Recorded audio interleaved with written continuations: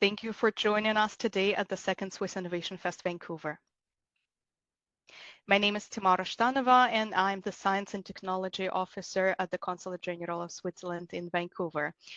Today, together with my colleagues, Yukino Mori, Manager of Global Engagement, Simon Fraser University, and Laura Sloboda, Acting Director at SFU Hydrogen Hub, we will be hosting the Swiss-Canadian Dialogue on Decarbonization panel discussion.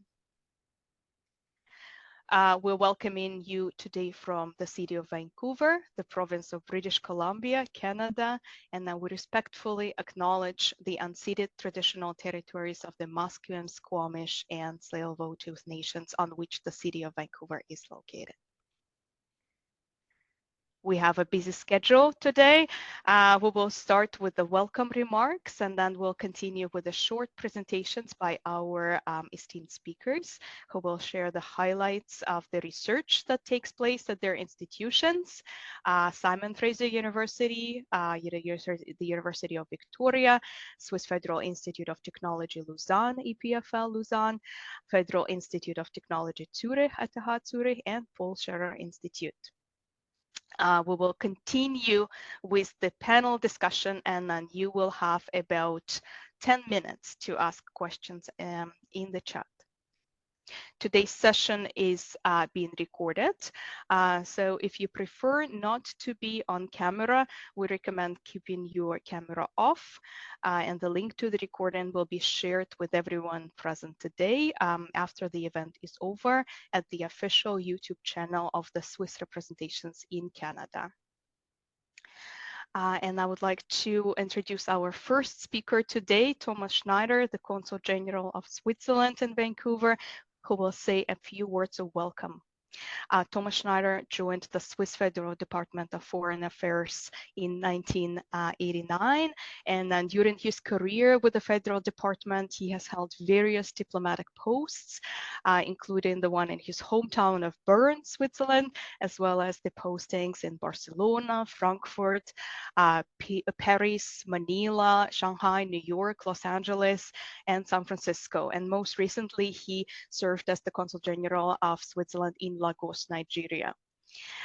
He has been posted as the Consul General of Switzerland in Vancouver since last September, and in his current role, he continues to strengthen cooperation between Switzerland and Canada West in the areas of science, technology, innovation, education, the arts, and culture. So welcome, Thomas, and the microphone is yours. Thank you, Tamara. On behalf of the Swiss Consulate in Vancouver, I would like to welcome you to the closing event of the second Swiss Innovation FEST Vancouver. The Consulate General of Switzerland in Vancouver launched the Swiss Innovation FEST in 2022, highlighting the already strong partnership between Triumph, Canada's particle accelerator, and CERN, the world's largest particle physics laboratory located in Switzerland. This time, we are focusing on cleantech innovation, a topic of great interest to the communities of both Switzerland and Canada. Over the past 2 weeks, we have been reminded that collaboration is more important than ever. Universities, governments, industry leaders, budding entrepreneurs, and our communities, we are all in this together trying to solve global climate challenges. And the festival we organized with our partners is a great example of that collaboration. I'm grateful to our partners who together have made this successful series of events possible. First, I would like to mention our institutional partner, Simon Fraser University, a leading Canadian university committed to taking meaningful action to slow climate change, build community resilience to climate impacts, and advance environmental justice. SFU enables and empowers researchers, students, and the global community at large to co-create and co-implement innovative solutions to climate change, an approach that resonates deeply with the mission-driven, bottom-up vision of research and innovation adopted by Switzerland in 2023. SFU researchers pursue highly collaborative interdisciplinary initiatives to develop innovative solutions to some of the most pressing challenges, including those related to energy harvesting, storage, transmission, and use. I'm grateful to our industry partner, ABB Canada, the Swiss-based global company that develops solutions and services that digitize, automate, and electrify industry to ensure safer, smarter, and more sustainable use of our planet's resources and a cleaner energy future. In the collaborative spirit of the past 2 weeks of the Fest, ABB is connecting people and innovative technologies, supporting emerging researchers and entrepreneurs, providing access to its R&D expertise, and helping communities in Canada, Switzerland, and around the world to move forward. Finally, I would like to thank our community partner, ISM Arts and Culture, the creative agency and startup incubator focused on social innovation, for supporting the Consulate General of Switzerland and the Swiss Innovation FEST for the second time. With its holistic approach to working with people and organizations, ISM is driven by passion and defined by creativity and impact qualities that are crucial in the fight against climate change. Switzerland is fully committed to developing clean technologies, creating a world that respects natural resources, and making the transition to renewable energy. With its famous rail network, which is almost 100% powered by renewable energy, Switzerland established itself as a pioneering nation in the clean tech sector decades ago and continues to lead the way today. With its Energy Strategy 2050, Switzerland has set ambitious energy efficiency targets for both fossil fuel use and electricity consumption. The key elements of energy research in Switzerland are improved technologies and skills to increase energy and resource efficiency, and the increased use of renewable energies. In Switzerland, there's a close dialogue between regional and federal political bodies, the private sector, civil society, and the research community, which creates a favorable ecosystem for Swiss innovation. And we are grateful to be able to extend the conversation further, multilaterally, with the example of today's decarbonization panel and beyond. I would like to thank our panelists from Switzerland and Western Canada for coming together to have an honest conversation about strategies for alternative energy systems, but also about current challenges. Our vision for Swiss Innovation Fest 2024 was to make science and technology more accessible and relevant to diverse audiences. I will not remind our expert audience today of the importance of technological innovation. What I would like to share with you is an important lesson I have learned from the past 2 weeks of the second Swiss Innovation Fest, which is collaboration is the key to innovation. Share your ideas with your community and beyond.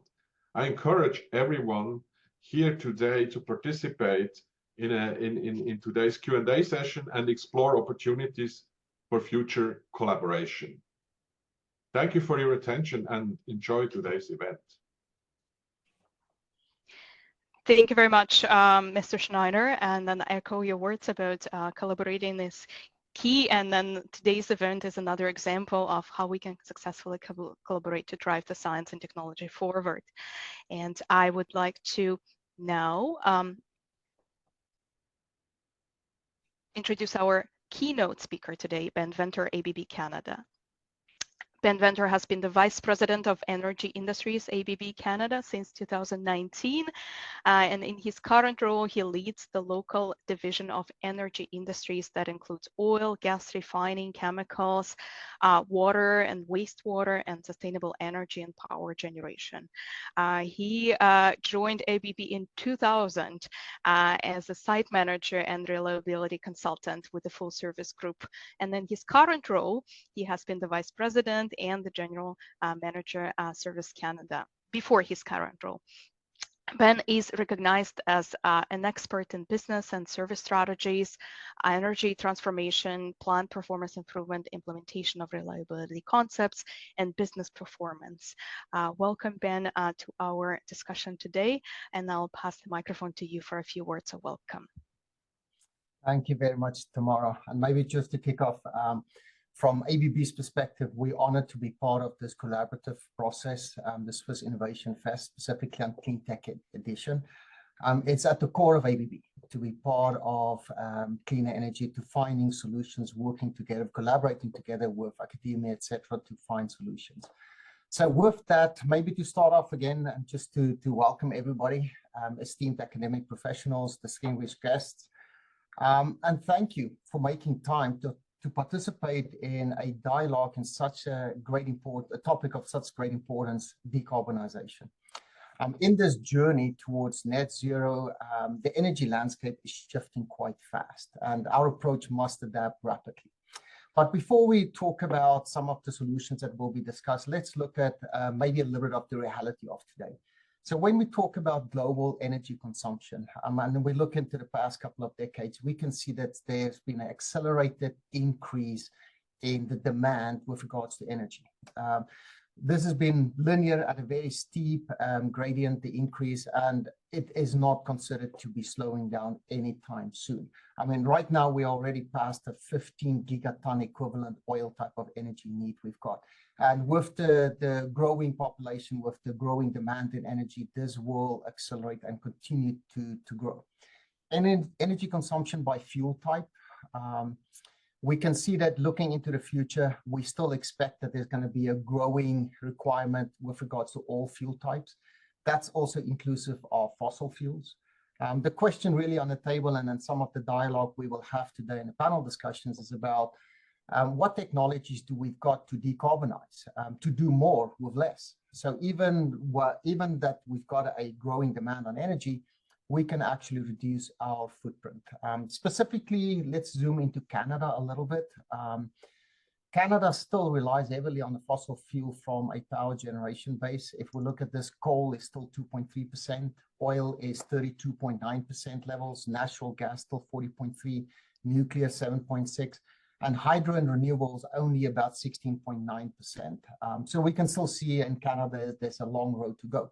Now, what does that mean for the world? I mean, Canada is about contributing 1.5% to global carbon emissions.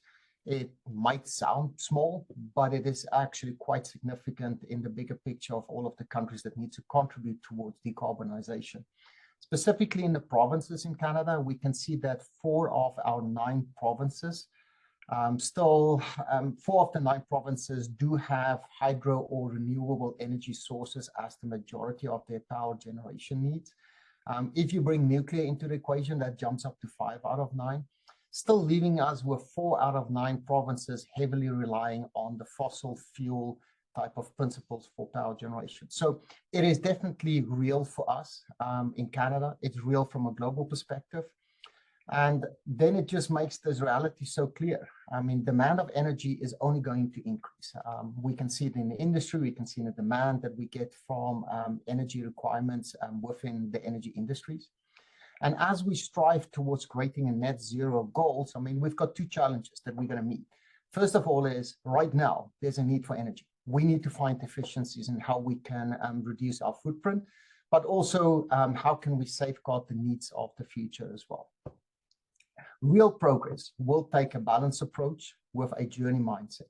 We'll absolutely incorporate collaboration. And Mr. Schneider put it so well. Throughout the past 2 weeks, we've seen some of this dialogue, collaboration happening, enabling that mindset to continue. I mean, we talk about the fireside chat on collaboration for technical innovation. We had some really good discussions on startups and how we can help those startups to be successful within Canada as well. So it's absolutely a fantastic journey. I would highlight 3 different topics, or maybe 3 points of consideration. The first one is efficiency. That's probably the greenest energy unit we have. And sometimes we don't call efficiency a green unit. But we always wonder, what can we do ourselves? How can we contribute? How can we contribute as a society? How can we contribute as an industry like ABB? And it really starts with efficiency, doing more with what we've got, doing more, but have less of a footprint in what we do. So for instance, let's consider electric motors. This is not just electric vehicles. We talk about all of the rotating motors on industrial facility complexes, etc. You might not actually know, but about 45% of the world's electricity is consumed by this rotating component called motors. So by optimizing just this existing system and creating efficiency, it's probably one of the best things we can do to drive green energy and then also start working on the energy demands. What do we need? Accelerated knowledge to efficiency, collaboration between industry, academia, innovators, investors, to make sure that we challenge ourselves to not just learn about technologies, but engage industry, like ABB is proudly part of that, to drive the actual realization of these efficiency principles. The second thing, maybe just to highlight technology. Obviously, as a technology company, we're very much interested in supporting ideas and innovation to bring it to reality. The good news is we have solutions in technology. And this, I'm not just speaking from ABB. Generally speaking, globally, we do have solutions in technology. Let's just make sure that we all work together, dialogue, and see how we can fast track the implementation of those technologies. Just a couple of examples. ABB did some research to see how can technology and what is the impact of technology if we apply it correctly for decarbonization, etc. as well. So we did a research on a large offshore platform. And just by introducing ideas from academia about what can we do to operate more efficiency through automation, electrification, and digital technologies, we could cut 320,000 tons of carbon on average. That's equivalent to taking 160,000 cars off the road. So again, technology, it's real. And really what it comes down to is how can we fast track the collaboration? And it starts with dialogue, like what we're having today, this panel discussion on technologies for decarbonization. How do we bring this to market a lot faster? Then the last of the 3 points, collaboration. Maybe I just want to reiterate what Mr. Snyder said on collaboration. Really, it starts with that. I mean, there's no single idea or investment that can reshape the total energy system. Collaboration is the answer. There's so many of those opportunities. So universities, if we think about a two-way street, and specifically today, I'm excited listening into some of the esteemed colleagues that's going to talk about different ways of decarbonization. I mean, it is a two-way street. I mean, universities brings these perspective, academic rigor, curiosity, and while industry offers the experience, the resources, and a global network to make that happen. So together we can accelerate innovation, address global challenges, and create a brighter future for all of us. So a couple of closing thoughts in addition to the collaboration, which is absolutely the core of the whole Swiss-Canadian dialogue on decarbonization we're going to have, and the Swiss Innovation FEST on clean tech. I mean, absolutely bringing everybody together to talk the same language. So the net result, energy transition is not a solitary endeavor. It is a symphony of minds, universities, industry, and a society playing in harmony. And just remember, the greenest unit of energy is the one we don't waste: efficiency. Efficiency, innovation, and collaboration. These are our instruments available today to create a symphony that will provide music of a cleaner and brighter future for all of us. So thank you, and may the collaborative efforts light the path to net zero. I'm certainly very, very interested in learning more from our esteemed colleagues today about what can be done in addition to decarbonization, and maybe taking a couple of notes how we as industry can help that happen as well. So thank you for that. Thank you for the participation, and let's hear from the esteemed colleagues from the different universities and technical institutions. Thank you, Tamara. Thank you very much, Ben, for these inspiring words. And I would like to now pass the microphone to Laura Sloboda, Acting Director of Research Operations at Hydrogen Hub at Simon Fraser University, who will lead the discussion today. Laura has over 10 years of experience in Canada's manufacturing sector across various industries, including automotive, electronics, and fashion. And she previously worked for the Boston Consulting Group, a top 3 global consulting firm within energy, industrial, and consumer goods sectors. Laura, the microphone is yours, and I'll pass it to you. Then thank you again for moderating the discussion today. It's my pleasure and my honor to be part of this panel and part of the closing event of the Swiss Innovation Fest. So thank you for this opportunity, and thank you, Thomas and Ben, for the wonderful opening remarks. I think you've set the stage very well for this dialogue. At this point, I am just going to do a bit of housekeeping in terms of the format of the talk, and then I will pass it off to our panelists for their introductions. So as you know, the topic here, it's quite an exciting topic. It's quite broad, talking about decarbonization, and Ben mentioned a variety of pathways. There's the energy sources themselves, but there's also aspects of efficiency and how do we just reduce the demand. And so there's a wide spread of topics. There's a wide spread of expertise in the panelists as well. So the format of this dialogue will be a roundtable introductions. Panelists will introduce themselves and their work and represent their institutions. And then we'll shift over into a question-based discussion format. So we'll have a few structured questions and then open it up for Q&A. So if you have questions that come to mind throughout as you hear the expertise of the panelists or the discussion as it further develops, please feel free to put them into the chat. And then as we get to the open Q&A at the end, we'd be happy to address those. So without any further ado, I will pass it off to our panelists. So we have 4 panelists joining us today, 2 from Canada, 2 from Switzerland. Dr. Sami Khan, PN, Assistant Professor at the School of Sustainable Energy Engineering at Simon Fraser University in Canada.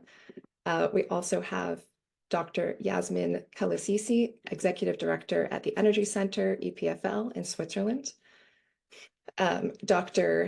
Professor Dr. Russell McKenna, Head of the Laboratory for Energy Systems Analysis at the Paul Scherrer Institute at ETH, Switzerland. And last but not least, Dr. Karan Crawford, Professor of Mechanical Engineering and Executive Director of Accelerating Community Energy Transformations at the University of Victoria in Canada.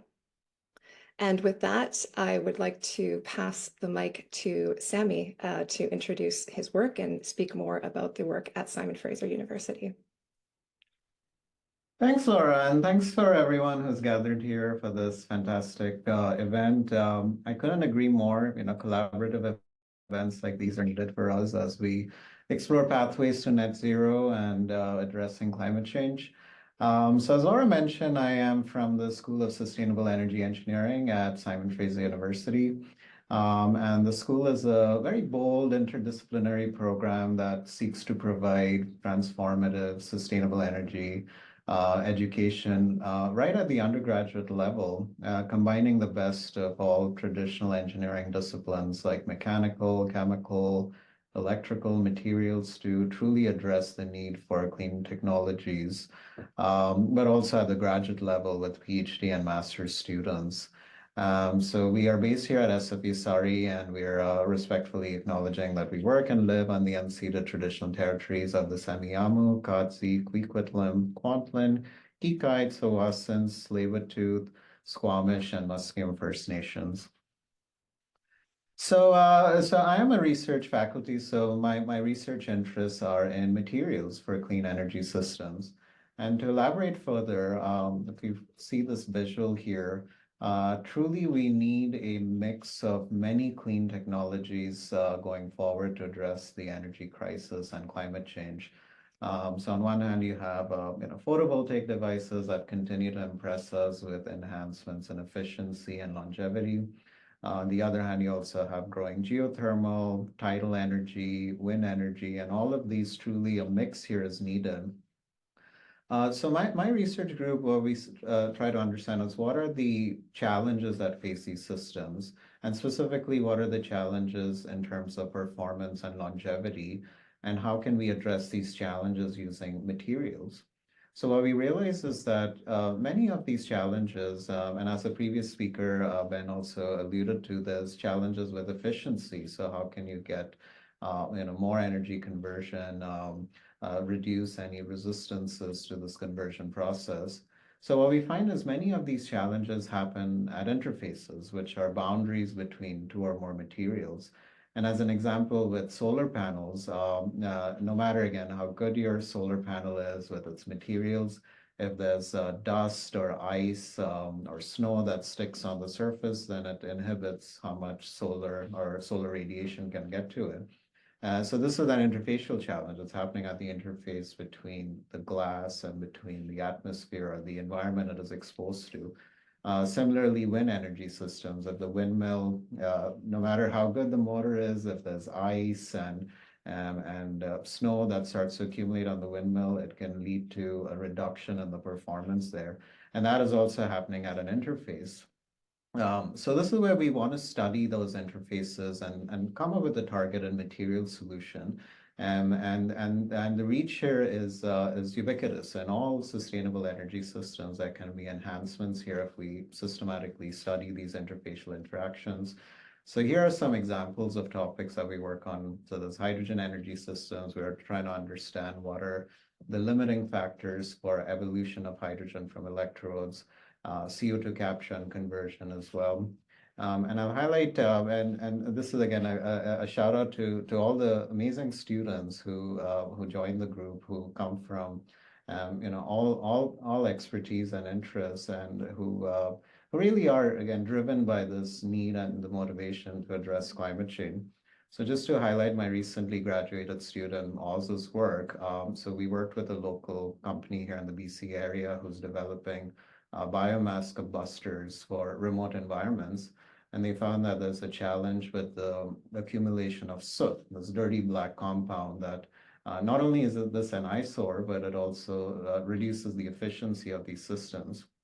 So in this research, what Oz found is that if we were to microtexture or engineer this surface and make it rougher, then the soot can remove faster. So in a way, if you think about self-cleaning ovens, if you were to now make the surface more rougher, add some micro, nanoscale surface texture, then more of this oxidation can happen. And if it's happening faster, that means we are making this more efficient.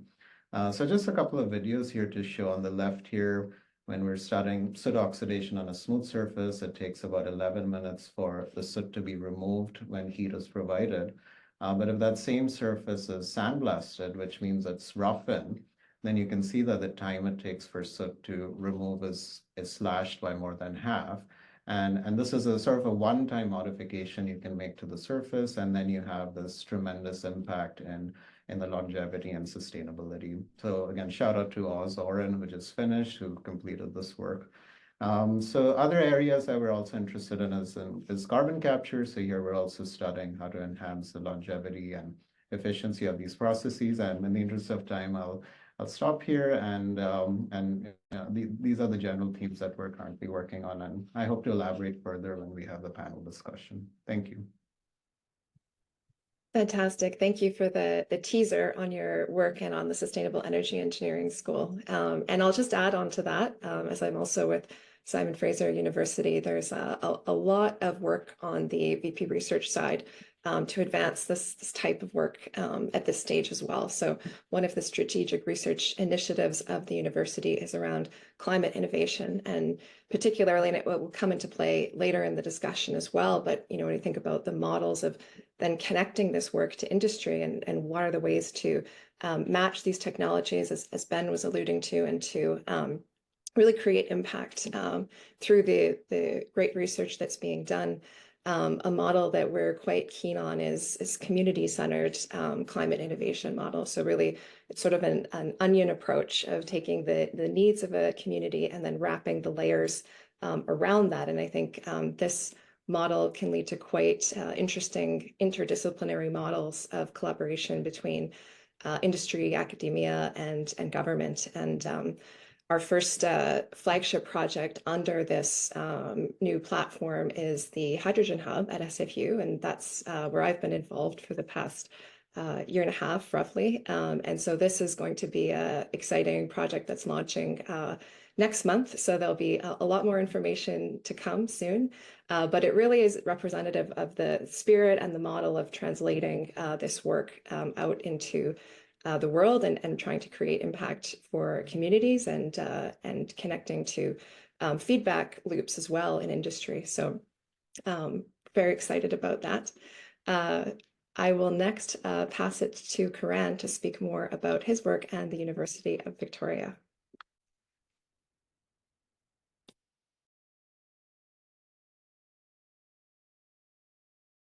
All right, that working?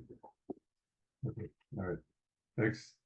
So yeah, I'm here representing University of Victoria. So I'm currently leading this big initiative we have here called ACET, which I'll talk about, but I'm also a member of our Institute for Integrated Energy Systems. And there's a nice shot of the University of Victoria over here on Vancouver Island. And we acknowledge the Kwanghan people and also the Saanich people where UVic stands.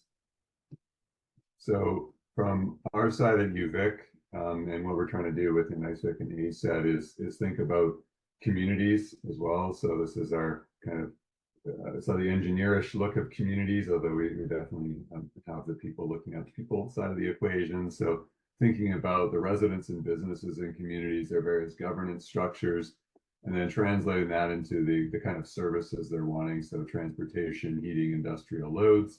And then looking at what are the community embedded technologies serving those. So everything from microgrids to generation, energy storage, etc.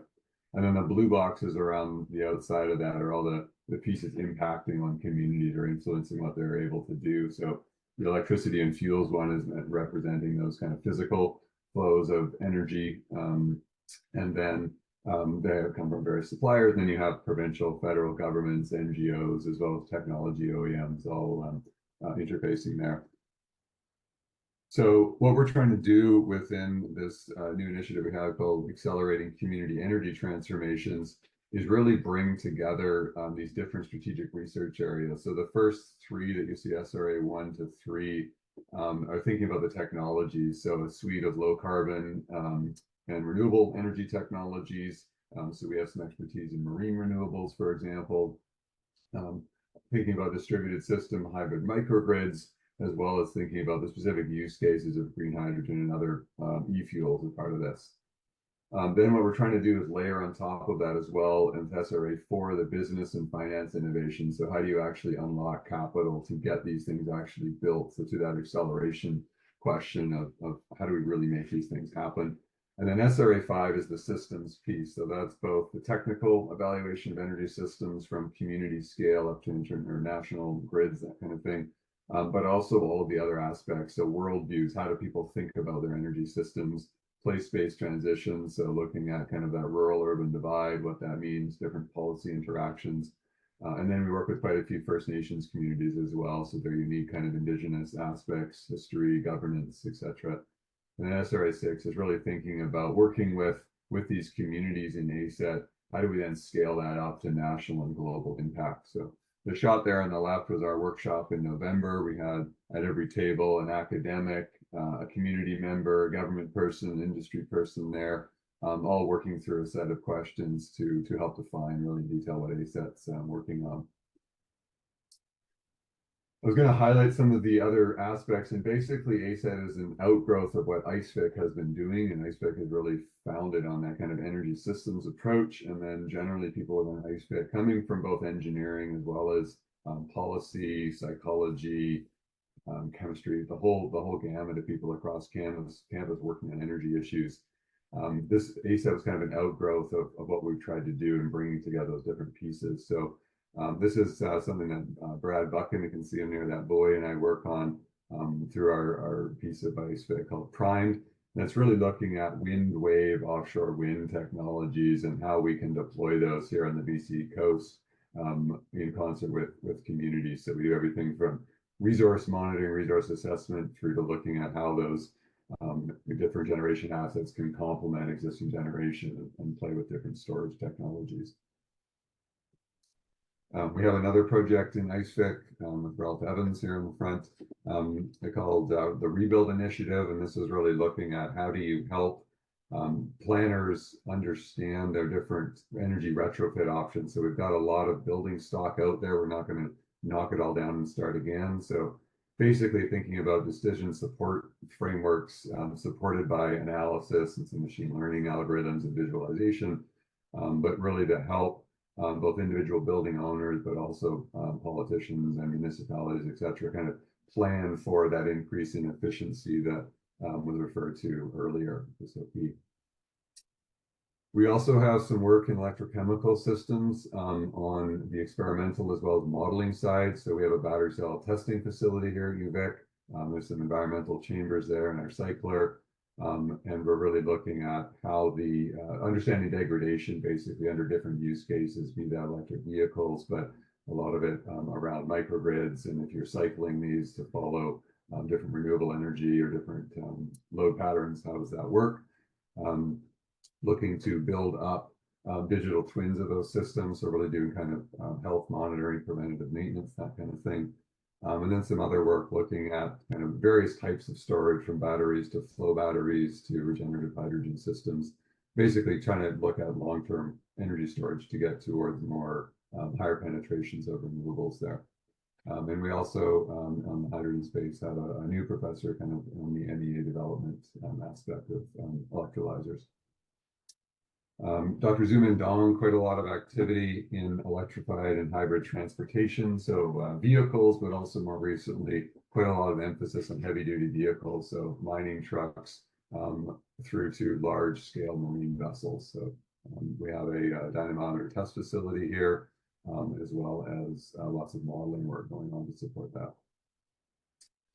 The Energy Modeling Hub, Madeline McPherson here at ICEFIC, in concert with researchers across Canada, supported by NRCan, have spun up the EMH, which is really trying to open source energy modeling tools in Canada for grid system modeling. So when you look at long-term evolution of the energy system, coming up with kind of common data interfaces, open source models, so that policymakers can really ask questions of the models and be assured that the models give somewhat replicable answers, and there's harmonization of the assumptions and things that go into that. So the EMH is a big initiative with a node at ICEFIC, really on the model development, model operation side.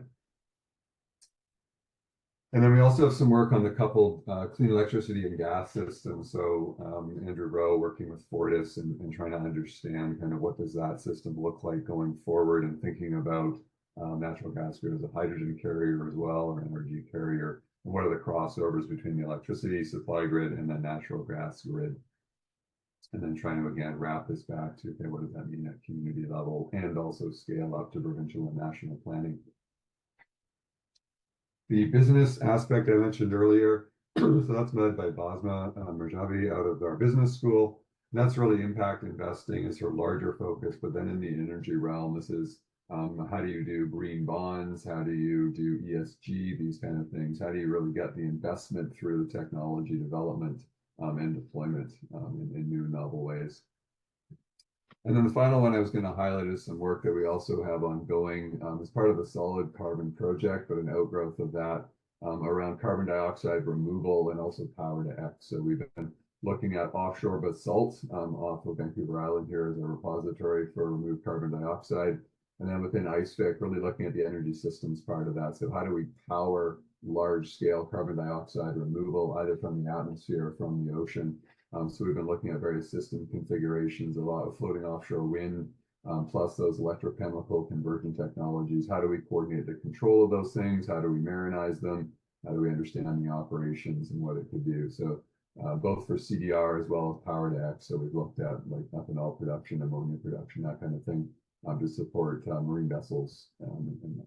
So a whole range of activities within ICEFIC, really though focused around understanding the systems context and then working on the particular technology pieces within that and figuring out how to actually implement it in the real world. So, thanks, Laura. Thanks, Corinne. Really appreciate the depth and the breadth that you went into, and the visuals I thought were very impactful there as well. So thank you for that. Next, I'd like to pass to our Swiss colleagues, beginning with Yasmin. The floor is yours. Thank you very much. Hello, everybody. Thanks for having me. For you, it's the morning. Here it's 20 to 8 in the evening. So yeah, we are tired already. So let's share my screen.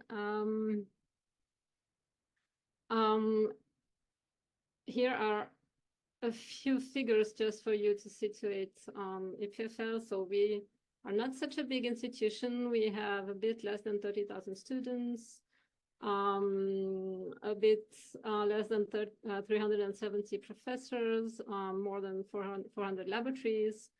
We are a highly international institution with something like 130 nationalities represented. And we're very proud to be the first in energy science and technology according to the Shanghai ranking. This is in continental Europe. Also to situate geographically EPFL, we are really at the heart of Europe, Switzerland. Maybe you've seen it already, but it's sometimes useful to show the map again. So the French part of Switzerland is the western part of Switzerland. So we are by the Lake of Lausanne.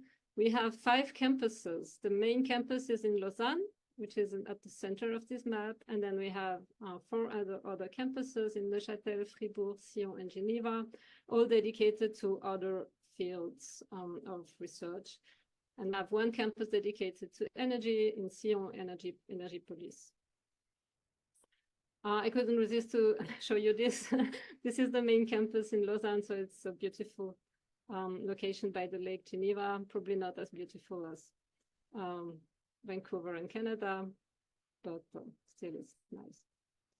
EPFL is, as I mentioned, has 3 main missions. So it's a school. We educate mainly engineers. We do perform research and innovation. These are the 3 missions according to the innovation, to the Institutes of Technologies Act in Switzerland. This is pinpointed in a legal act. In terms of programs in Cleantech, we have several ones here. I just mentioned 3 of those. We have several master programs that are related to Cleantech. What we like to do is to engage students. So here are a few examples of projects that are driven by students. They are supervised by professors, but the initiative comes from them. And sometimes the trigger is a competition, like the Hyperloop competition or Solar Boat or whatever you could imagine, but they've been supervised, and I think this is a very nice way of learning by doing. An example of here, we had almost the same acronym before, rebuilt. It's about reversible and low-tech construction. So I see that we have quite a lot of overlap already in the topics that we are addressing, both in Canada and Switzerland. There are projects in agriculture to assist agriculture with innovative robotic solutions. We have projects that aim at build home assistive robots, and we have also projects, for instance, to remove carbon from the atmosphere. So it's about developing new low-cost and scalable solutions for direct capture. This is done by this. Now we have something like 100 laboratories at EPFL that are dealing with energy. So I cannot provide a detailed description of all the research that's performed at EPFL. Here are just two highlights. These are huge projects.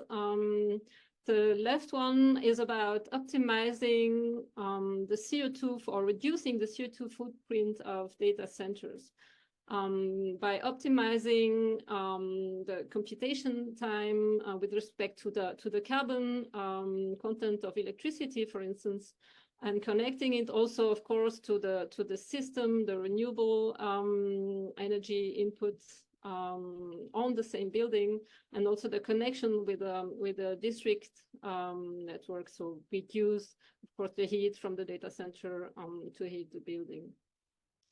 The second project is about making EPFL campus net zero. greenhouse gas emissions.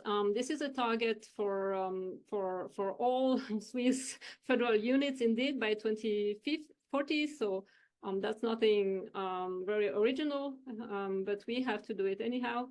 And here it's really about capturing CO2 from a nearby waste incineration plant and converting it into methane, for instance, or other gases, and of course combining with renewable.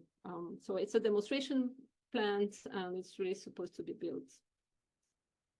Another initiative I would like to mention, it's this is a private public partnership that has been launched both by EPFL and ETH Zurich, by both presidents of the universities.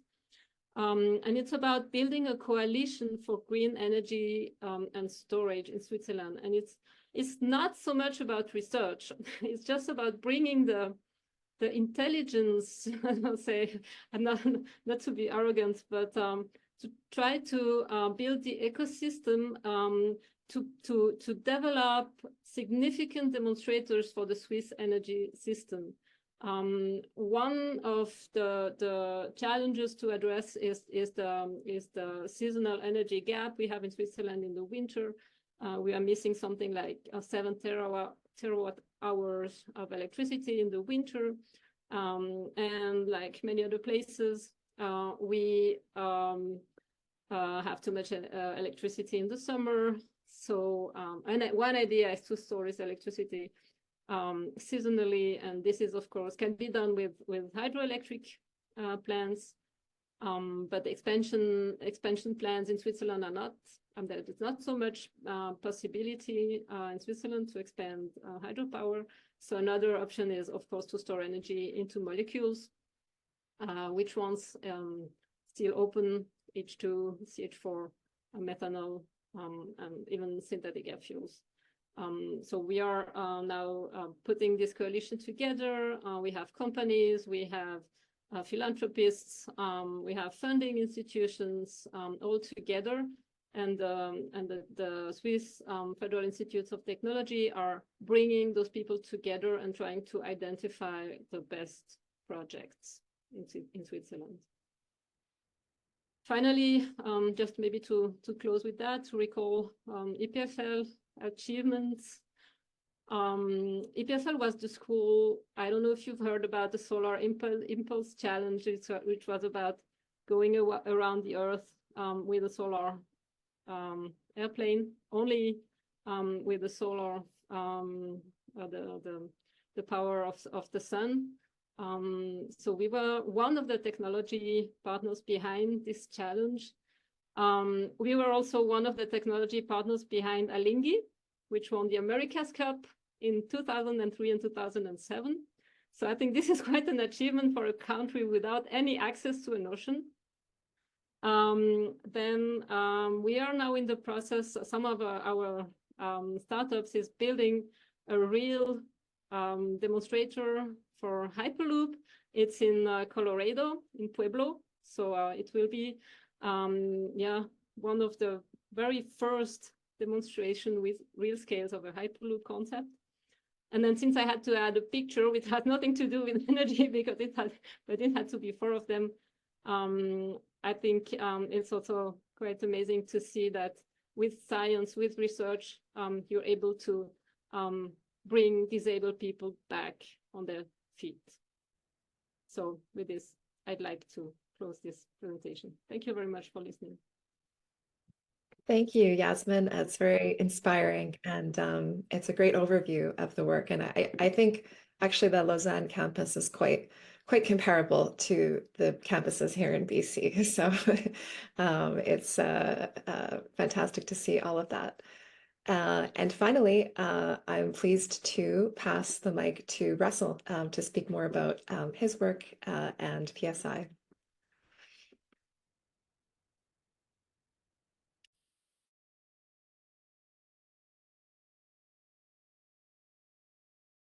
And don't forget to come off of mute. Yeah, thanks for the tip, Laura. Yeah, and the introduction. Good morning and good evening from my side. So I'm representing two institutions here, Palshera Institute here on the left, with some more beautiful Swiss countryside here. Here is the institute located on the Aare River, on two sides of the Aare River in Aargau. And the ETH, which is in Zurich, just by the lake here as well. So I'm going to show you a bit of, first of all, talking about PSI. So PSI is the largest research center for natural sciences and engineering in Switzerland. And the focus there, with the total number of staff of about 2,000, is on three main fields. This is matter and materials. So a lot of physics and very fundamental research there. There's a large accelerator. There's a light source. So a lot of experiments with fundamental particles. Energy and environment. That's the area where I'm involved. And human health. There's a lot of work on proton therapy, and there's actual health service provided on campus with some patients coming for treatment. One of the USPs, unique selling points of PSI, is that we sort of offer our large-scale infrastructure for external users. They come in and then do experiments here. I don't want to bore you with the details of the organizational structure of PSI. I just wanted to highlight that we have these 8 different divisions, and the laboratory that I lead is on the interface between the two. So one is nuclear energy and safety. The other one is energy environment. So most of these divisions have experimental labs. We are purely analytical in our work. So looking at the lab, what do we do? Well, we are comprising or composed of 4 research groups. 3 of them, 3 on the left, are located at PSI in Willigen. The 4th one here is at ETH. So the first group is focusing on technology assessment, as the name suggests. Here we do research with life cycle assessment, sustainability analysis, multi-criteria decision analysis. So we're interested in understanding technologies, but also stakeholder inputs and preferences and acceptance of these technologies. We do internal, external cost analysis, health impacts, and comparative risk assessment. Second group is energy economics, where we're currently recruiting a new group head. This is where we develop and apply a lot of our energy system models to analyze the whole energy system from scale of individual buildings up to the global scale. We develop scenarios for these energy systems, and these scenarios are supposed to inform policy and give decision makers in policy ideas, let's say, or scientifically based advice on how policies should be formulated.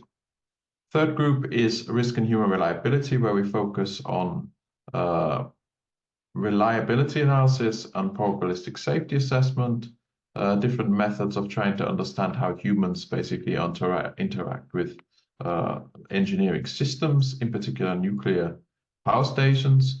But we also have a focus on critical infrastructure and resilient energy systems, which in the context of energy transition are becoming increasingly important.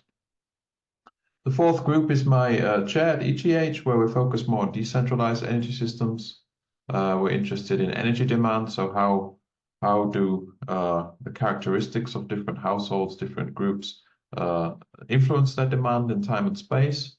And resource assessments, we do a lot of work on low carbon technologies like wind, solar, bioenergy, developing tools to analyze potentials for these technologies and associated costs, but also considering the what I call non-technical constraints like acceptance or planning delays, visual impact. So that's an overview of the lab. I just wanted to give you a highlight of some of the sorts of research we do. I won't go into detail because of the time, but just to give you an example, this was an analysis we did a few years ago looking at the whole Swiss energy system, and in particular looking at the CO2 emissions of the energy system in different sectors: industry, services, residential, transport, and energy. And we examined, or we developed, a set of net zero scenarios. You can see here compared to the Swiss energy strategy and compared to a baseline, assuming current policies when we did the work back in 2021. This was a long-term project and with several other partners, Swiss universities and other partners. And it was involving the STEM model, the Swiss Times Energy System model, which in quite a lot of detail captures all of energy sectors in the Swiss economy. And here also, I don't want to go into details with the numbers. I just want to highlight the sort of approach that we take.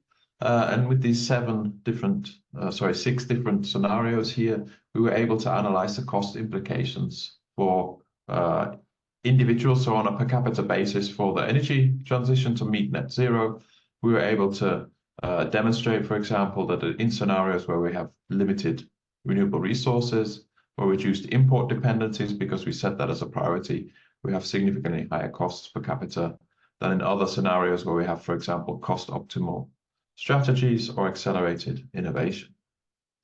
And this research had some nice publicity associated with it, some in the national press. It also fed into some IPCC reports on 2022 on impact adaptation and vulnerability. The final thing I'd like to highlight at PSI is this energy system integration platform. So this is a physical platform, as you can see here in the photo and in this schematic. It's an experimental test bed, effectively, where our colleagues in the Division of Energy Environment carry out experimental research and develop different energy systems and test them at the pilot stage. So it consists of electrolyzer, control rooms, gas production and separation, fuel cells, various other components, gas turbine, and gasification units to produce syngas from solid biomass.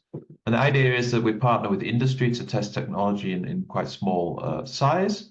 It's a modular container-based system, so it can be expanded or extended or reduced as necessary. And the idea is through collaboration, in particular with industry, but also with other academic partners, we sort of work on specific problems there and demonstrate the feasibility at early TRL levels with the idea to implementing that in an industrial context.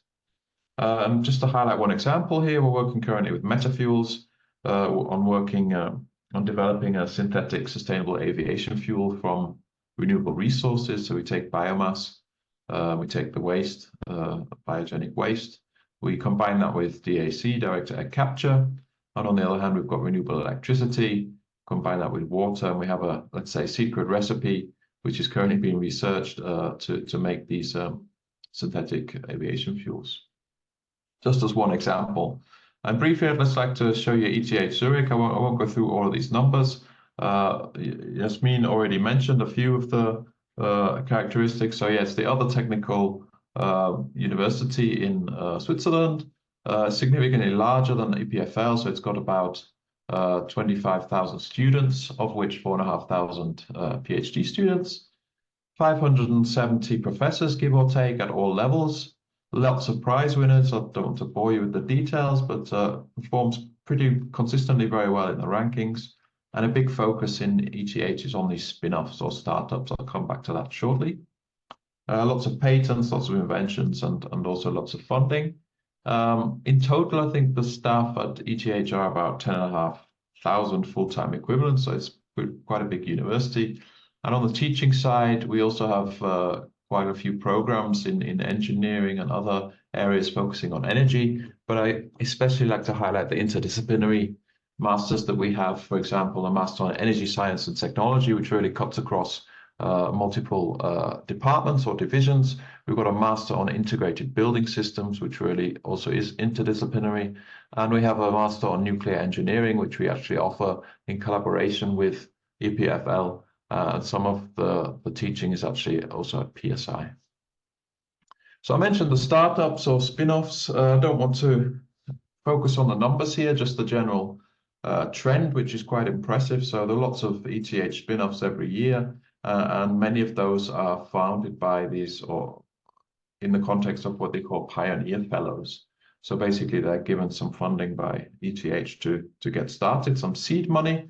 Some examples in energy and climate domain are here on the slide. So Planted, this is a a meat substitute you might be familiar with. Analytica is an energy consultancy. Neustark is a cement company which is producing cement to capture CO2 during its lifetime. Synhelion is solar to liquid fuels, essentially, so some of which might also be used for sustainable aviation. And Climeworks is focusing on this direct air capture technology, which I mentioned on the previous slide. And just to round off my presentation, I'd like to highlight the Energy Science Center at ETH Zurich, which is essentially the pendant of the same center in EPFL that Yasmin just showed you.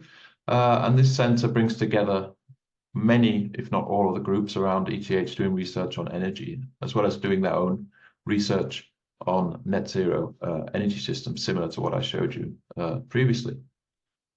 So they have an executive office with a significant and growing number of staff, 14, I think now it's actually a bit more. They have over 50 professors around ETH who are all members, myself included. They manage very large energy research projects that are going on across Switzerland in the context of the SWEET framework, so Swiss Energy Research for the Energy Transition. They're very involved in this stakeholder interaction. So once a year, there's an Energy Week event, for example, public lectures, and also a series of white papers that are aimed at policymakers. And education, they have quite a big role in master courses and also advanced studies for industrialists who do certificates in advanced studies or master in advanced studies parallel to working. That's all I wanted to show you on the slides. Here are some contact details. I look forward to the discussion shortly. Thank you for that, Russell. As very impressive metrics on spinouts, and it's hard to compete with having Albert Einstein as an alumni. So not much else to add on to that. Thank you all. And that concludes the roundtable introductions portion of this panel. So with that, we'll shift over to the discussion. And just as a reminder for those in the audience, particularly if you heard something that piqued your interest from our panelists so far, please feel free to put your questions into the chat at any time, and we will get to those. We'll get to those shortly. So before we kick off into the structured questions, I wanted to come back to some of the themes that were mentioned by Ben and Tomas at the beginning about this cross-country collaboration potential and sort of trying to match make those opportunities of technology and opportunity in municipalities and industry. And so to help set the stage for that discussion, I wanted to share just a few quick geopolitical facts about both countries to help ground things. And because we may not all spend a lot of time looking at the globe and deep diving onto the political and geography systems and energy systems of both countries. So with that, I will shift to a screen share here. And just briefly provide a few highlights. We've seen snippets of the geography in both places, but as a quick overview, so here is Switzerland. It lies at the heart of Europe.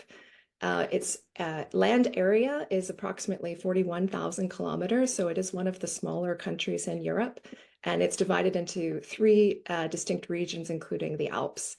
The population density varies quite a bit throughout the country, so not so high in the mountainous regions, similar as Canada, but certainly is more concentrated in particular regions. It's got many land borders, so it was also mentioned that there is no ocean linkage, and yet there is still work happening in this space in Switzerland. The system itself is a federal system at 3 levels, the Confederation, 26 cantons, and then over 2,000 communes. And it's quite a bottom-up system, so there's a large degree of autonomy in the approach. In contrast, Canada, which you have to zoom out here because it's quite a large landmass. It has about 4 times the number of people, spread out over about 200 times the land area compared to Switzerland. So quite a big difference in terms of some of the challenges that we face in decarbonization and in the energy sector. We also have various population distributions. So much of the population lives in the southernmost parts of the country, in particular with a focus in certain areas. The system is also split into 3 levels. So we have the federal level, 10 provinces, which Ben also referred to, which are along the bottom, and then 3 territories along the top. The system is less autonomous, less bottom-up than in Switzerland. And in general, we have 4 rather main regions that have different energy mixes and challenges as well. So we have the Western, we have the Prairies, Central, and then Eastern Canada. And because we have much fewer neighbors, only 1 land bordering country, but a lot of ocean borders, this also changes some of our challenges and opportunities. The energy mixes, as Ben alluded to at the beginning as well, vary quite a bit. So the grid itself is quite clean. We have a lot of oil and gas production in the West and the Alberta region. We have much more nuclear, for example, in Ontario, and then hydroelectric spread throughout the West in BC as well as in Quebec. So that's just a quick overview for the benefit of everyone on the call. I'm going to just briefly go over some facts from the IEA as well that talk about some of the different energy mixes in these 2 countries. So this is not really speaking to the efficiency question, which we will get into more in the discussion. But just I think there's some interesting counterpoints between the countries that are interesting to highlight in terms of where there might be stronger opportunities or less strong opportunities. So Switzerland, in terms of its energy mix, it's much more decoupled from economic growth compared to Canada. You can see there's, in terms of the energy supply, quite a lot of oil, some natural gas, quite a lot of nuclear as well. They've made significant progress in reducing greenhouse gas emissions over the last 20 years, reducing them by about 1/4. There's also a significant focus on the import market, with over half of the energy coming from import, although this trend has been changing somewhat. And some of the big challenges in Switzerland are around the seasonality gap. So the energy storage question came up already, as well as some of the difficulty of having just politically and on a permitting front, having so many people, so many different regions with high autonomy in such a small area, and the challenges that leads to in terms of implementing projects. There's also geopolitical considerations in terms of the land borders and the neighboring countries and the integration with the EU that are key challenges and opportunities for Switzerland in the area of decarbonization. Briefly looking at comparable data for Canada, so you can see there's a similar reliance on oil, but we're much heavier on natural gas and somewhat lower on nuclear. It's worth mentioning as well that both countries have net zero by 2050 targets and are looking to reduce their 2005 levels of GHG emissions by roughly 40% by 2030, which is in just a short 6 years from now. So similar targets, but very different starting points. And the total emissions from Canada are, of course, much higher to begin with. And we don't see the same trend over the last 20 years that we see in Switzerland. In terms of the economic linkage, there's a much stronger link to economic growth and energy in Canada. So we have a bit of the inverse relationship of relying heavily on exports, and we're seeing that trend continue to increase. And so looking at our greenhouse gas emissions split here, although there's a high amount of production of oil, our actual consumption also relies heavily on the use of the grid, which is quite clean. And with that, excuse me, with that, hopefully that provides a base of information on both countries to help stimulate more questions in the discussion and highlighting areas for collaboration opportunities between Canada and Switzerland. So I'd like to start with Sammy to kick off our discussion questions. And the first question is about hard to abate sectors. So both Canada and Switzerland have a net zero by 2050 goal, and renewables and electrification will play a big role in this, as will alternative fuels such as hydrogen and negative emissions technologies. So hard to abate sectors are of particular interest when we look at trying to reach those 2050 goals. And so I would like to get your thoughts on, how can we help address this with technology? First of all, what are hard to abate sectors? And what do you think are some of the key solutions? And we'll start with Sammy, and then I'd like to open it up to all the panelists. Apologies, it's a bit more difficult to sometimes tell who wants to speak over Zoom as it is in person. So please feel free to just come off of mic. And if you would like to raise your hand, you can also do that. But with that, I'll pass it over to Sammy for his thoughts on this topic. Thanks, Laura, and I'm looking forward to a very vibrant discussion with all my fellow panelists. I've really enjoyed all the presentations and the diversity of topics. So I'll first start by reflecting on some of these underpinnings of modern society and quality of life indicators. So global organizations like the OECD have created these well-being measures based on various sectors of life, and these sectors can include housing, food security, environmental protection, healthcare, jobs for everyone, and more. And it goes without saying that technology has been an essential and necessary condition for all these sectors to grow over the decades and to enhance global life expectancy. So as an example, when we look at healthcare, a lot of essential medications, vaccines, radioisotopes for fighting cancer, these are all technological advancements that have increased the life expectancy. But also for housing, cement, steel, all these innovations taking place, they are the building blocks of housing, literally. So similarly, technology has been needed for net zero, for environmental protection, energy needs, climate change, as you mentioned, Laura, with hydrogen, with electrification and renewables.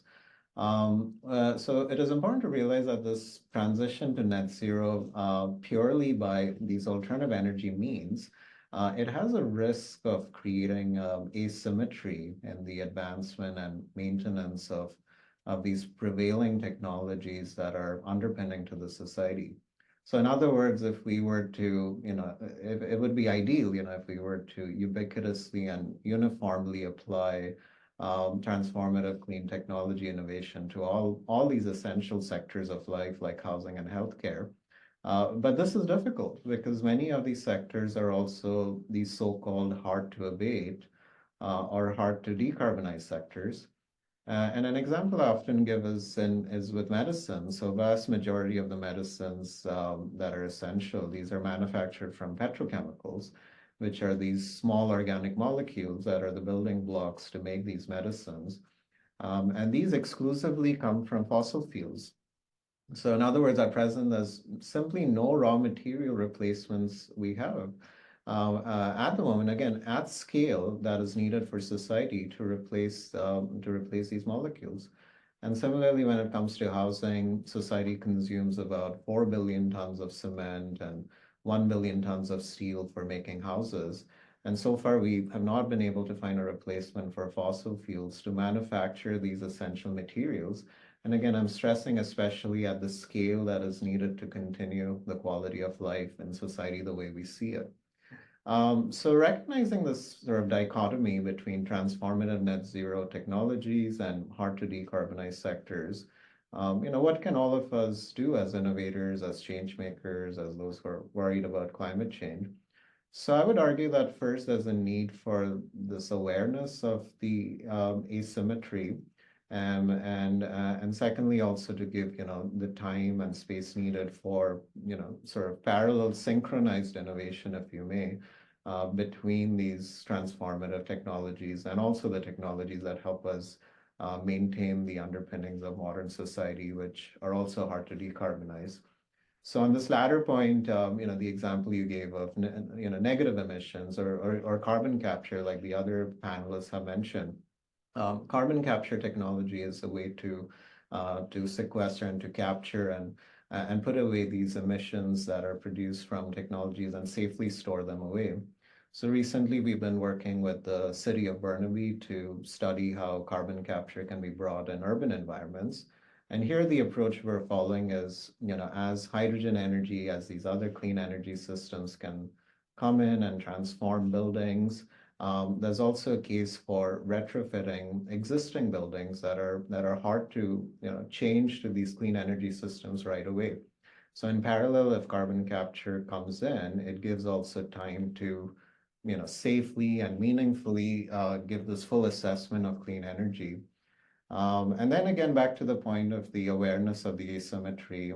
Here, I want to caution that carbon capture technology sometimes gets caught up in that it's something that is promoting oil and gas, that is used to expand oil and gas.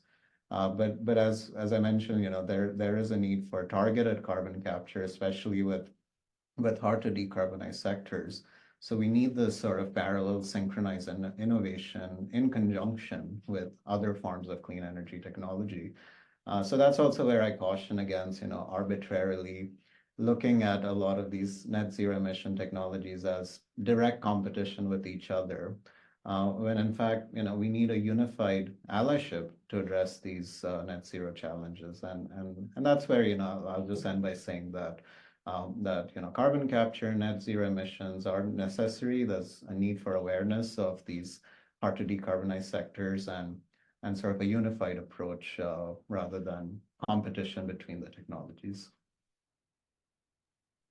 Yes, well said, Sammy. And I think especially here on the West Coast, we feel this political tension sometimes between the two provinces in the West. So BC, which is very hydroelectric, very clean grid powered, and Alberta, which is the oil and gas production powerhouse. And it's not that there is a silver bullet, of course, right? We need multiple approaches and we have multiple timelines for these solutions as well. I'm curious, I'd be interested to pass it to you on this question as well, Russell, because I know there's quite a bit of variety in the work that's being done, and particularly in some of the alternate fuels space. I wonder if you could elaborate on work that's happening at PSI. Sure, yeah, I'd be happy to. Mainly to agree with most, if not all, of what Sammy said. So yeah, absolutely. These hard to abate sectors are, challenging, and especially this point about some of the material or feedstocks that we have to replace in the economy, right? So Sammy mentioned medicine and cement and steel.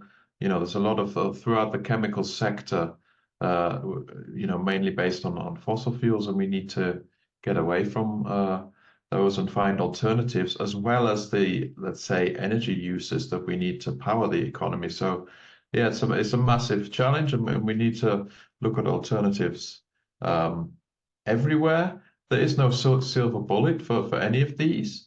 I would say the one thing I would add about the reason why they're called hard to abate in my thinking is it's not so straightforward to electrify these, which in a highly decarbonized economy that is purely or mainly reliant on renewables, or at least low carbon technologies, if nuclear is also in the mix, then electrification is the way forward. So we're talking about things like aviation, which is only really electrifiable if it's quite short journeys, or lightweight because of the energy density issue with batteries competing with alternatives such as hydrogen or other aviation fuels.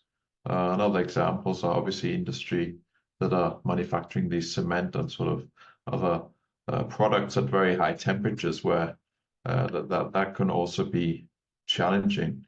Yeah, going back to the silver bullet, I mean, I don't think it's, when it comes to looking at these hard to abate sectors, we need a combination, and I would agree about also the carbon capture. So we're going to need contributions in all areas of the economy. and these contributions need to sort of complement each other and add up to the overall target of decarbonization. Otherwise, it won't be feasible. So yeah, a lot of work going on at PSI, also at ETH, around what are the solutions in terms of energy carriers of the future that make sense. I mean, hydrogen is one, going into, as I mentioned, aviation fuel, but also methanol is being researched a lot and talked about, and potentially also for use in heavy goods transport on the roads. So yeah, it's a lot of research going into that, but there's not yet a clear consensus, hence the need for more research and more collaboration on, you know, what is the most economic and environmentally sustainable option for which sector. Maybe I'll leave it there and give the colleagues a chance to add. Thanks for that, Russell.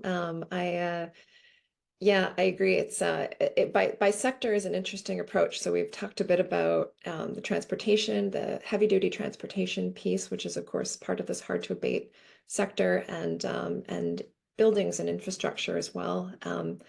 I'm curious to hear, Karan, maybe if I could pass to you next about, you mentioned some of the a range of solutions across the space, but particularly I'm thinking of some of the carbon capture pieces that you highlighted. Curious to hear your thoughts about this. A tough nut to crack, I think. I mean, one of the dangers, I guess, is the are you actually doing carbon dioxide removal in net, or are you this argument, the moral hazard of perpetuating the fossil fuel industry, etc.? So we're really focusing on the removal piece, so actual sequestration of the carbon dioxide in various forms. Again, so we focused on this basalt sequestration. There's various ways to do it depending on geology and that, but I think the reason that I personally kind of got into that area was because I think we will need some kind of cleanup for historical emissions and or a Hail Mary effort. But that being said, like, we've run life cycle analyses on some of our systems, and it does capture net carbon, but you do have to be quite careful in the types of systems that you're thinking about, whether you're actually net carbon negative. I think too, then when we start looking at power to X and e-fuels, there are different models. I mean, the main ones right now being methanol and ammonia pathways. At least again, we're thinking of in the shipping arena. But again, you have to be careful there, and you can do sleights of hand, right? So methanol, yes, you're capturing CO2, combining with some hydrogen out, so kind of a nice carrier, and we know how to build engines for that. But at some point, you are going to combust that fuel, or even through a fuel cell, there's a carbon. Where does that carbon go? Which that's kind of got us interested in the ammonia pathway, although then there's additional nitrogen compounds as well as safety issues. So there's, I would say, no silver bullet with any of this, but our approach, I guess, is that we do need to be doing the technology development now on these carbon capture technologies. We need to be figuring out how to power them and build them, I guess, with low carbon power sources. So that's what we've been looking at, particularly the floating offshore wind, and trying to position it as, again, not going to work so well in Switzerland, but in other places around the world, including Canada, there are kind of stranded offshore wind assets that you're never going to grid connect. So we're trying to do things that don't compete with direct grid de-electrification or electrification. I think in other places, say in Switzerland, some of the carbon capture technology, in particular, like Climeworks that is amazing there, looking for integration opportunities like waste heat in the ocean capture. It's really looking for where are you already pumping water around, things like that. So again, it comes back to the system and the system integration of that, in addition to the core technology development and materials development or process development.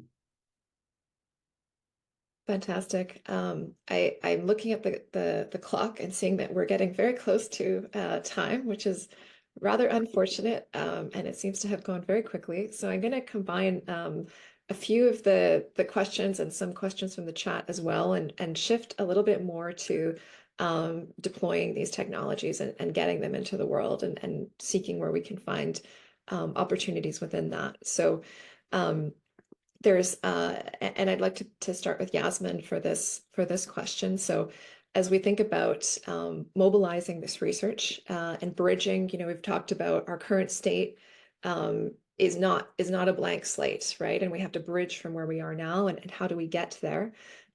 So I'd love to hear your thoughts on approaches and initiatives that can be used to deploy these technologies to help reach some of these aspirational goals. Thank you. Yeah, I think well, we all are active in developing technologies, trying to reduce cost, improve efficiency, which are all factors that will finally help deploying those technologies. But in the end, we are fighting against the inertia of systems. And we have to overcome this inertia and jump over that, and to transform the system. And the thing is, the problem is not the money. We do have the money to do that. If you think of the money we spend in fossil fuels, it could easily be transformed into other spendings. It's just a matter of shifting the way we think and do the math. I mean, we won't be investing in the energy carrier anymore, but we will be investing in the transformation system, in the conversion system for free energy carriers that come from the environment, I think it's about organizing the ecosystem and finding right combination of partners and stakeholders, so that in the end there is a gain for the society to overcome this barrier and do this finally. And this is what we try to do also with this coalition initiative that I mentioned before. That's great to hear. I'm going to pause. If folks are okay to stay for a few minutes longer, maybe I'll just check in with the panelists if they could stay a little bit past. Okay, then maybe we'll try to extend this a little bit, because I think we're just getting to some of the good parts, and it would be a shame to cut it short. So I'd be also very curious to pass to our other Swiss colleague, Russell, on this topic, and exploring, we talked at the very beginning about this sort of energy mix and type problem, and getting to the source of decarbonization versus efficiency gains, and how much of the work out of this is already done and is there, how much is research versus implementation. Very curious to hear your thoughts about this. Yeah, sure. I mean, the question about deployment and about where to focus, someone put in the chat before, so what are the barriers to the sort of startup spin-offs in Switzerland? And I think that generally speaking, it's probably fair to say that and also in terms of many of the scenarios and the studies that we do, where we look at net zero for Switzerland, it's not a magic technology that comes tomorrow or in 10 years. Many of the technologies, if not most of them, already exist. So the barriers really are on the ground. It's hearts and minds. It's people, as Yasmin was saying, changing behavior, and investors making decisions to put sort of money on the table.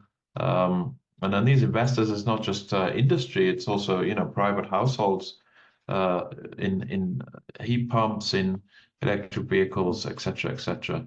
So I would say the vast majority of what we need to achieve the transition, certainly from a technological perspective, already exists. There are niche areas where there's still obviously a need for, you don't want to do ourselves out of a job. There's a lot of research still to do in niche areas on the sort of carbon capture and long-term storage and all this type of thing, and on materials and fuel cells. But in terms of looking at the system as a whole, and yeah, a lot of these scenarios we do for 2050 have a significant proportion of effort involved on the demand side. So this is users, households, but also in industry and other sectors, transport, looking at efficiency. So looking at doing the same with more efficient technology or just changing behavior. So modal switches in transport, the well-known ones that are kind of difficult to operationalize because of people are like, well, behave out of habit and drive their cars. But you know, these types of things.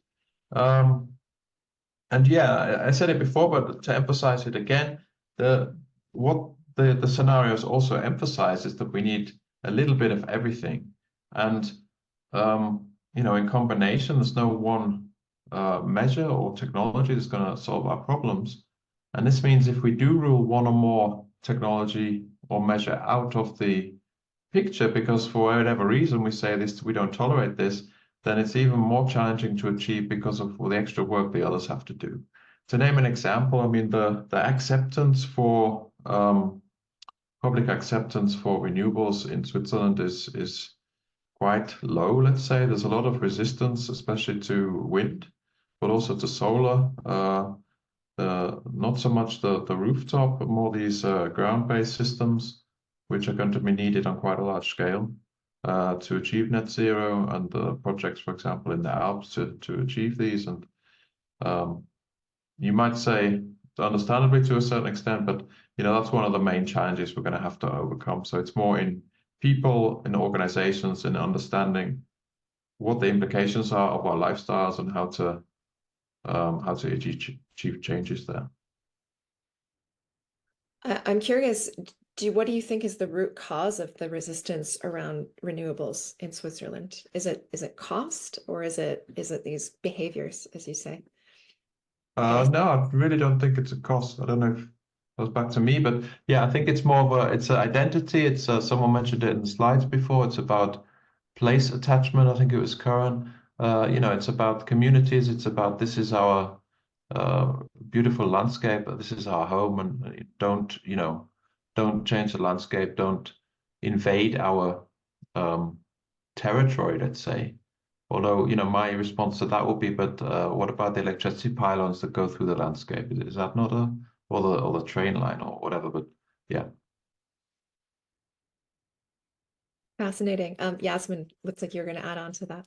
Yes, I think the main issue with wind is the landscape protection.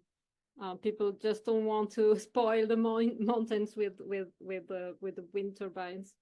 I think there is quite a lot of research going on about that in Switzerland.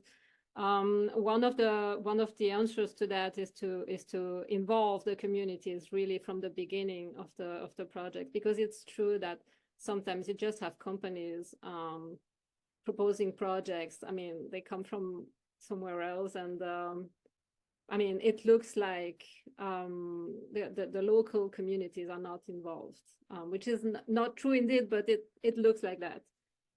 So it's really about acceptance, building up acceptance in the communities, and also managing the territory so that the places where those plants will be built are also the optimal places for that. It's true that sometimes it's really also not the best places, close to villages. So you can really imagine there would be difficulties for that. But it's really also about making sure the local communities understand the stake, understand the value that can be created also out of those plants. Yeah.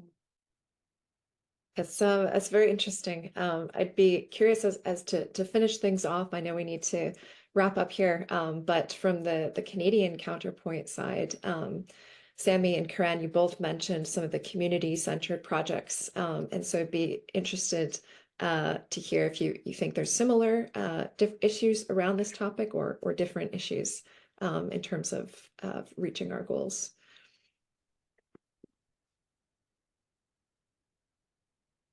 Go for it, Sammy. Sure. Yeah, no, I think it's we talked about setting the narrative and looking at how do we educate going forward. with sustainability. It's important that, you know, we get the facts right and we position it as in an optimistic way that innovation can happen. There is a path forward, I truly feel, for a sustainable society, and if all of these barriers are addressed, and the engagement of communities couldn't be more important here. And by communities, you know, all forms, urban communities, rural communities, this is innovation and needs space and people, and that's where, you know, that's what communities have. Yeah, I think the way we're approaching is kind of, I think of it, trying to help people envision what their future could look like. So like in Canada, there's a lot more resource industry and kind of ways of living more rurally, etc. So it's trying to think about what those people kind of actually want out of life in terms of how they live, and then generally that's jobs and a place to live, and then trying to then almost not quite hide it, but think about the technologies that allow them to have those jobs and kind of live their lives. So not trying to come with the shiny new widget and impose it on them, but really thinking about what is it that they're wanting, and then how can technology provide that. I think that's one of the challenges sometimes with startups and things is it comes out of a lab and it's like an engineer or a scientist with a really cool widget. And a lot of the time that hits a wall either because people don't like it, or there's a regulatory thing that you hit, or for every night there's not a market, or it doesn't fit in the bigger system, right? So example, that would be like EVs. It's pretty easy to put charging ports in, really hard to build a hydrogen fueling station. So some of those like system problems will bite. And I think, again, thinking about like kind of what we're trying to frame it as, what's the community use case almost, and understand that part of it and use that like a requirements document to drive some of the technology development that we want to do. And then also you're trying to match that with the people in the lab doing the fundamental research and things. So it's kind of like a matchmaking piece. Well, thank you all so much for that. It's a shame to wrap things up here. I wish we would have more time.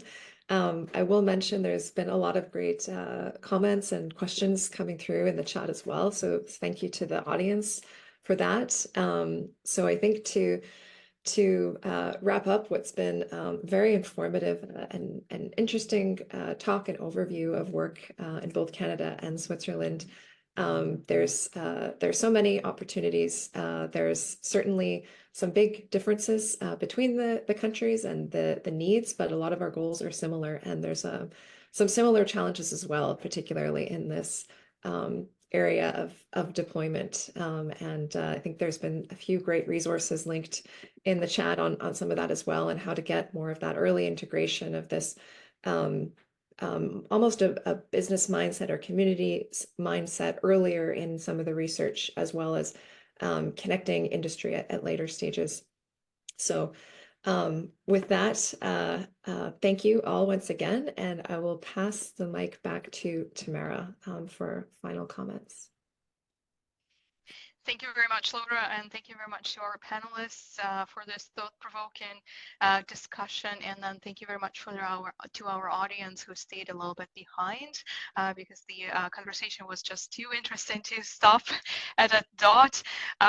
Today's event concludes the 2-week Swiss Innovation Fest with a focus on clean tech. And we posed a question at the beginning: can tech save the world?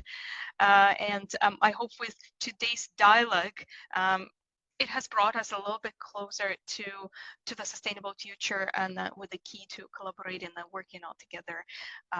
And on behalf of the Swiss Consulate in Vancouver and our partners, Simon Fraser University, ABB Canada, and ISM Arts and Culture, as well as our talented panelists, I would like to thank everyone for attending our final event of the event series, and have a great rest of the week.